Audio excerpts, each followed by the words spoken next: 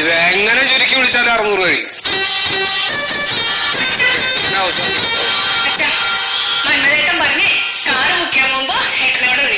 Car എന്നെ കൊണ്ടൊന്നും പറയിക്കണ്ട.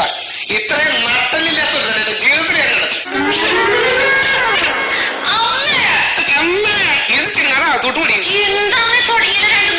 വർത്താനം പറയിപ്പിക്കാന്നുണ്ട്. എന്താ ശിവനേട്ട, എന്താ നിങ്ങളുടെ പ്രശ്നം? അവർക്ക് കാറുണ്ടാക്കി കൊടുക്കണോന്ന്.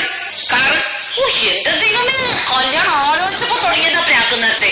എങ്ങനെ പ്രാകാതിരിക്കൂടി? ഒരു നേരെ ചൊവ്വുള്ളൊരു ബന്ധം ഞാൻ എങ്ങനെയെങ്കിലും ഉണ്ടാക്കി കൊടുക്കുമായിരുന്നു.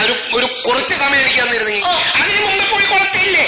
എന്നാ എന്തായാലും പോയി കയറി ഇത്തിരി വകതിരിവുള്ള ഏതെങ്കിലും ഒരുത്തനെ. എങ്ങനെ തോന്നി എന്റെ പൊന്നു മോളെ നിനക്ക് ഈ കോന്തന്റെ പിന്നാലെ നടക്കാനായിട്ട്? അതെ, നിങ്ങളുടെ കയ്യിൽ കാശില്ലാന്ന് പറഞ്ഞ കഴികട ചെറുക്കന്മാരെ കുറ്റം പറഞ്ഞാൽ പോരാ, എച്ചി കണക്കും പറഞ്ഞോണ്ടിരിക്കുക അവിടെ. ആടി, ഞാൻ എച്ചി കണക്ക് പറയുന്നതാണ് ഇപ്പൊ പ്രശ്നം. ഒരു കാറ് ചോദിച്ചാണ് നിങ്ങൾ കിടന്ന് ഏൽപ്പിക്കുന്നത് മുഴുവൻ.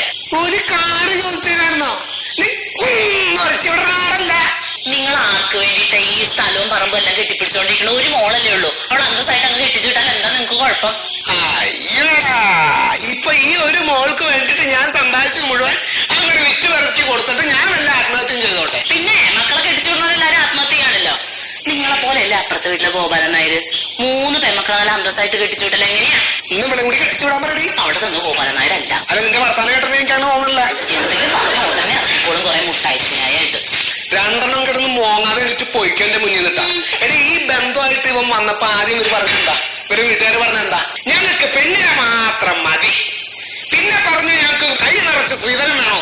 ശരി, അതും ആവട്ടെ. അതും കഴിഞ്ഞപ്പോ പറയണത് അങ്ങനെ ഇങ്ങനെയൊന്നും കല്യാണം നടത്തരുതേ, ഞങ്ങൾക്ക് മാനക്കേടുണ്ടാക്കരുതേ. ഇപ്പൊ അതിന്റെ കണക്കും കൂട്ടിയിരിക്കുകയാണ്. ഇനിയിപ്പോ കാറുണ്ടാക്കി കൊണ്ടുവന്നിരിക്കുന്നത് എന്റെ. എനിക്ക് ഇപ്പോഴാണ് നിങ്ങളുടെ തനി സ്വഭാവം മനസ്സിലായത്. നിങ്ങൾ പെങ്കൊച്ചിനെ ദാനത്തിന് കെട്ടിച്ചു വിടാൻ വേണ്ടി ഇരിക്കായിരുന്നല്ലേ? അങ്ങനെ തന്നെ ധർമ്മക്കല്യാണം നടത്താൻ ഉദ്ദേശിക്കുന്ന തള്ളനെ കൂടി വിളിച്ചോണ്ടെങ്കിൽ ഞാൻ പോയിട്ടാണ് നിന്റെ കൂടെ ഒറ്റ കിടന്ന് സുഖിക്കാൻ. ശീതളായിട്ട ഒരു കാര്യം ഞാൻ പറഞ്ഞേക്കാം. അപ്പുറത്ത് ഗോപാലൻ നായർ നടത്തിയതിന്റെ ഇരട്ടി ഭംഗിയായിട്ട് നമ്മുടെ മോളുടെ കല്യാണം നടത്തണം. കല്യാണം ഒന്നേ ഉള്ളൂ. അങ്ങനെ വരട്ടെ, നിനക്ക് നാട്ടുകാരെ കല്യാണം കഴിക്കണം. അതെ എടി, അയാള് ഗൾഫുകാരനാ.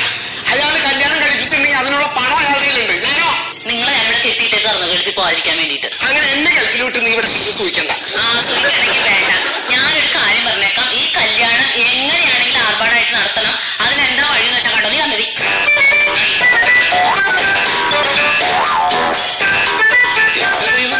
2-3 പെൺമക്കളുടെ തന്താനും എങ്ങനെ ജീവിച്ചിരിക്കണമെന്നാ ഞാൻ ആലോചിക്കണം.